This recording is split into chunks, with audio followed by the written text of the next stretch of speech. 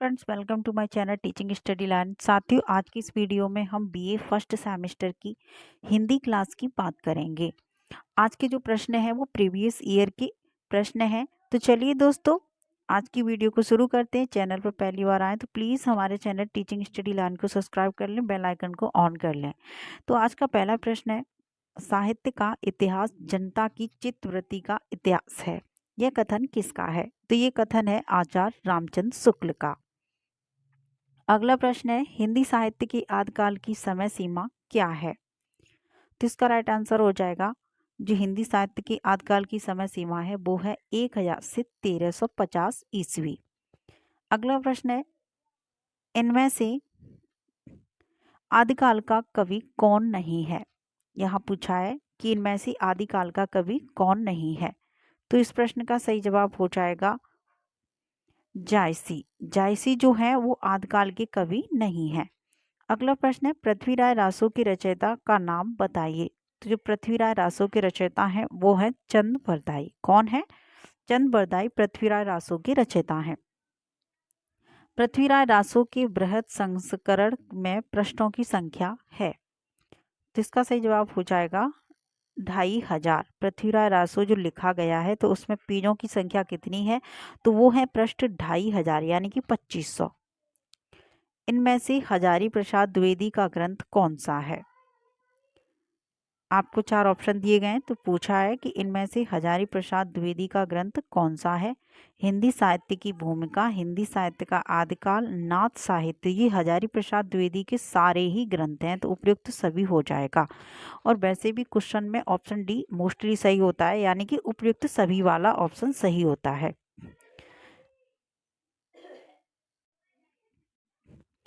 हिंदी साहित्य का पहला इतिहास लेखक कौन है? तो इसका सही जवाब हो जाएगा गारसा द तासी। अगला प्रश्न है, हिंदी साहित्य का इतिहास लिखा है। तो जो हिंदी साहित्य का इतिहास लिखा है वो लिखा है रामचंद्र शुक्ल ने। ठीक है, हिंदी साहित्य का जो पहला इतिहास लिखा है वो रामचंद्र शुक्ल ने लिखा है। यानी कि ऐसे याद कर लें कि इतिहास को सबसे पहले किसने लिखा? तो राम जी ने लिखा।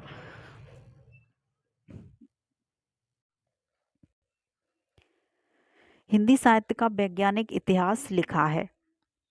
हिंदी साहित्य का वैज्ञानिक इतिहास लिखा है। तो किसने लिखा है? गणपत चंद्र गुप्त ने। किसने लिखा है? वैज्ञानिक गणपत जी ने लिखा है, मतलब गणेश जी ने। तो ऐसे आप रिलेट करके इसको याद कर लें, वैज्ञानिक इतिहास गणपत जी ने, और जो इतिहास लिखा है वो लिखा है रामचंद्र शुक्ल ने।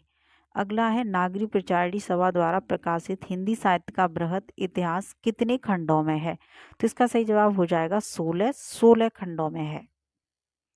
हिंदी साहित्य का इतिहास दर्शन ग्रंथ के लेखक हैं। तो इसका जवाब है नलिन विलोचन शर्मा। कौन है? नलिन विलोचन शर्मा। अगला प्रश्न है, इनमें से कौन मिश्र बंधु नहीं है? तो कृष्ण बिहारी मिश्र मिश्र बंधु नहीं है। शुक्ल जी ने आदिकाल को क्या नाम दिया है? तो शुक्ल जी ने आदिकाल को जो नाम दिया है वो दिया है वीर गाथा काल। आदिकाल को क्या नाम दिया गया है? वीर गाथा काल। राहुल साकृत्यायन ने हिंदी का पहला कवि किसे माना है? तो ये माना है सरहपा को। किसे? सरहपा को माना है हिंदी का पहला कवि सरहपा को। खड़ी बोली हिंदी का पहला कवि कौन है? तो वो है अमीर खुसरो। खड़ी बोली हिंदी का पहला कवि अमीर खुसरो है। विद्यापति पदावली की रचना किस भाषा में हुई है? तो ये हुई है मैथिली भाषा में। विद्यापति पदावली की रचना मैथिली भाषा में हुई है। पृथ्वीराय रासो की भाषा है तो ये है डिंगल पिंगल। कौन सी है? पृथ्वीराय रासो की भाषा डिंगल पिंगल है। रासो की व्युत्पत्ति आचार्य हजारी प्रसाद द्विवेदी किस शब्द से मानते हैं? तो ये मानेंगे रासक से। किससे? रासक से।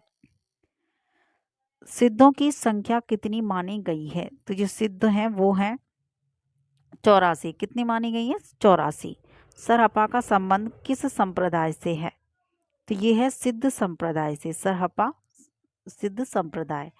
संदेश रासक की रचयिता कवि हैं तो ये है अर्द रहमान। कौन है? अर्द रहमान। भक्ति काल को स्वर्ण युग किस आलोचक ने कहा है? तो भक्ति काल को स्वर्ण युग किस आलोचक ने कहा है? ये कहा है बाबू श्याम सुंदर दास ने।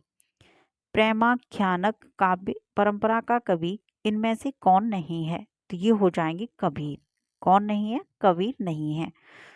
अगला प्रश्न है, प्रश्न नंबर 24, गुरु नानक का संबंध किस काव्य धारा से है? तो जो गुरु नानक का संबंध है वो है संत काव्य धारा से। अगला प्रश्न देखते हैं, बीजक किसकी रचनाओं का संकलन है? तो जो बीजक है तो कबीर की है। इसका राइट आंसर कबीर हो जाएगा। बीजक किसकी रचनाओं का संकलन है? तो आपको बीजक याद रखनी है, कबीर की ये रचना है। सूफी काव्य धारा में जीवात्मा को क्या माना गया है? तो ये माना गया है पुरुष। क्या माना गया है? पुरुष। सूफी काव्य धारा में जीवात्मा को पुरुष माना गया है। पद्मावत की रचना किस भाषा में की गई है? तो ये की गई है अवधी भाषा में। किसमें? अवधी भाषा में पद्मावत की रचना की गई है। अगला है, पद्मावत में पद्मावती प्रतीक है। तो ये किसकी है? परमात्मा की। पद्मावत में जो परमावती प्रतीक है वो परमात्मा का प्रतीक है। अगला प्रश्न देखते हैं, रामचंद्र शुक्ल द्वारा संपादित पद्मावत में कुल कितने खंड हैं? तो इसका सही जवाब हो जाएगा 58, 58 खंड हैं। कुतवन की रचना इनमें से कौन सी है?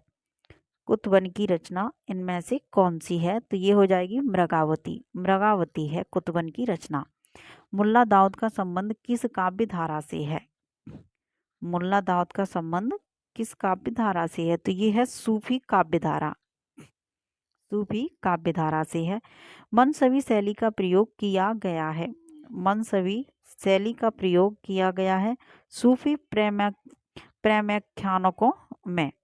सूफी, एक मिनट, सूफी प्रेमाख्यानकों में। अगला प्रश्न है, जायसी की पद्मावत का रचना काल है। जायसी की पद्मावत का रचना काल है तो ये हो जाएगा 1540 ईस्वी। पद्मावत का हीरामन तोता किसका प्रतीक है? पद्मावत का हीरामन तोता किसका प्रतीक है? तो ये है गुरु का। किसका है? गुरु का प्रतीक है।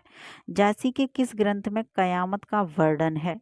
जायसी के किस ग्रंथ में कयामत का वर्णन है? तो ये है आखिली कलाम का। किसका है? आखिली कलाम का है वर्णन कयामत में। अगला प्रश्न है, जायसी कहाँ के रहने वाले थे? तो जायसी रहने वाले थे उत्तर प्रदेश के। कहाँ के? यूपी के रहने वाले थे जायसी साहब। अष्टछाप का संस्थापन वर्ष है? तो इसका राइट आंसर हो जाएगा 1565 ईस्वी। अगला प्रश्न है, इनमें से सूफी काव्य का प्रमुख तत्व क्या है? तो इसका राइट आंसर हो जाएगा प्रेम। क्या है? प्रेम है। अगला प्रश्न है, बिहारी सतसई पर किस ग्रंथ का प्रभाव है? तो इसका राइट आंसर हो जाएगा उपर्युक्त सभी। किस किस का है? गाथा सप्तशती, अमरूक शतक, आर्या सप्तशती और उपयुक्त सभी इसका राइट आंसर होगा। सखी संप्रदाय के प्रवर्तक हैं? तो इसका सही जवाब होगा स्वामी हरदास। कौन है?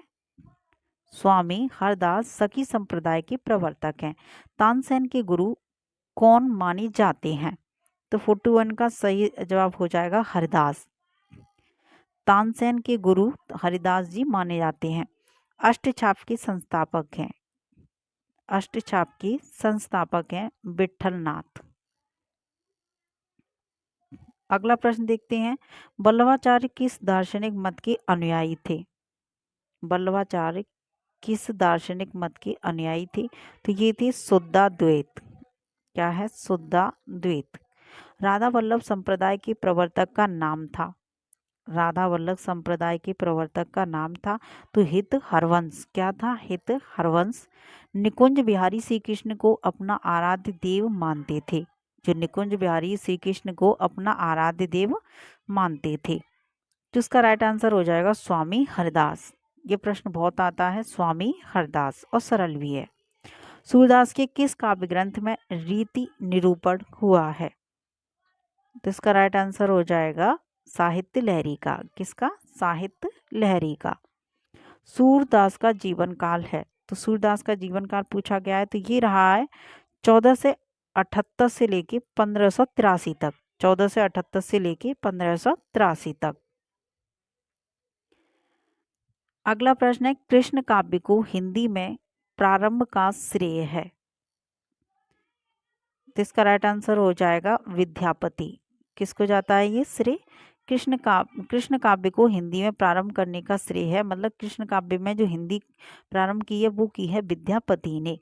तो आज का प्रश्न ये अंतिम प्रश्न था। साथियों, वीडियो को लाइक करना, शेयर करना। अगर वीडियो पसंद आई तो एक लाइक जरूर करें। चैनल पर पहली बार आए तो प्लीज़ चैनल को सब्सक्राइब कर लें और बेल आइकन को ऑन कर लें। तो फिर मिलते हैं अगली वीडियो में, तब तक के लिए धन्यवाद साथियों।